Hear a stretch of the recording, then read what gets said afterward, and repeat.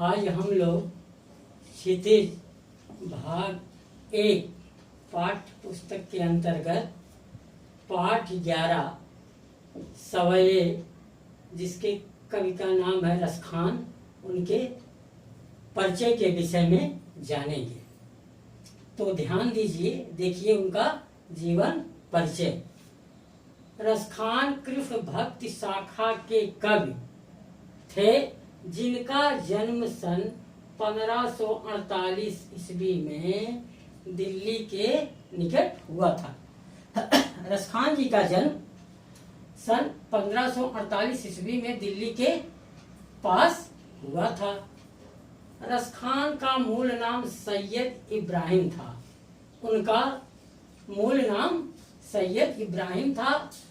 मुसलमान होने पर भी उनकी श्री कृष्ण में गहरी आस्था थी और मुसलमान धर्म के मानने वाले थे जरूर, लेकिन श्री कृष्ण में उनकी गहरी आस्था थी, जबकि मुसलमान में हिंदू धर्म के देवी देवताओं को नहीं मानने का प्रमाण मिलता है। लेकिन इसके इतर रसखान जी मुसलमान होने पर भी वो श्री कृष्ण को बहुत मानते थे।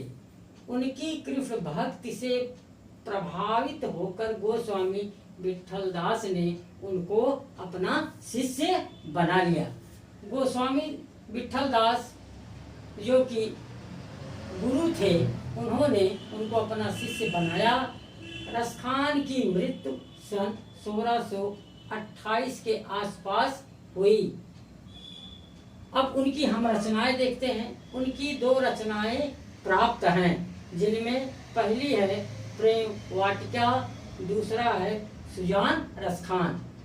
उनकी रचनाओं का संग्रह रसखान रचनावली नाम से प्रसिद्ध है।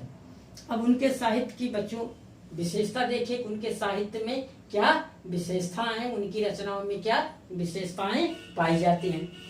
कृष्ण भक्ति को रसखान ने काव्य का विषय बनाया। उन्होंने अपनी रचना जो है, जितनी भी रचनाएं की, कृष्ण से संबंधित की हैं।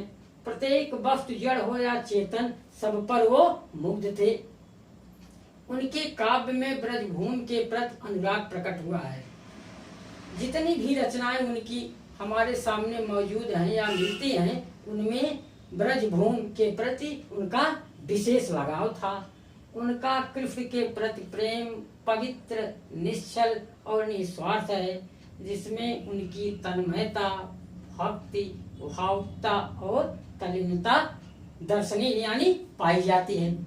अब उनकी शैली देखिए कि जो उन्होंने रचनाओं को लिखा है, अब उसमें उनकी शैली क्या है। रसखान ने ब्रज भाषा में काव्य रचना की है, जिसमें सरलता, सरसता तथा मधुरता का गुण विद्यमान है। वह दोहा, कविता और सवैया तीनों छंदों पर अधिकार रखते हैं। परंतु ये ध्यान देने की बात है, वो उन्होंने दोहा, कविता, सवैया तीनों छंदों पर लिखा है अपनी कविताओं को, लेकिन उनके सवैये बहुत ही प्रशंसनीय हैं, यानी अद्वितीय हैं। अब पाठ में हमारे जो कठिन शब्द हैं, उनका अर्थ आप लोग ध्यान से देख लीजिए।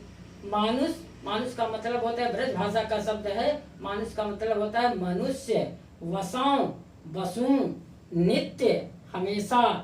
धेन, धेन का मतलब होता है गाय। मझारन, बीच में। छत्र, छाता। पाहन, पत्थर। खग, पक्षी। कूल, किनारा। कदम, कदम एक प्रकार का पेड़ होता है, यानी एक प्रकार का वृक्ष होता है।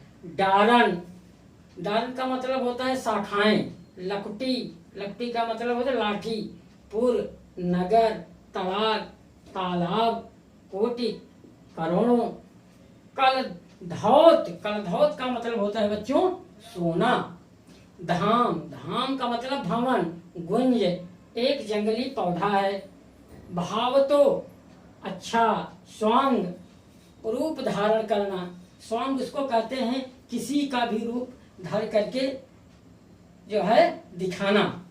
अधरा, होठों पर, अटा, अटारी, सिगरे, सारे, काल, कल, ये तो पाठ में आए हुए कठिन शब्द हैं और उनके अर्थ हैं। आप लोग इसको अपनी कॉपी में लिख लीजिएगा और शब्दार्थ को जो समझ में ना आए वो पूछ लीजिएगा।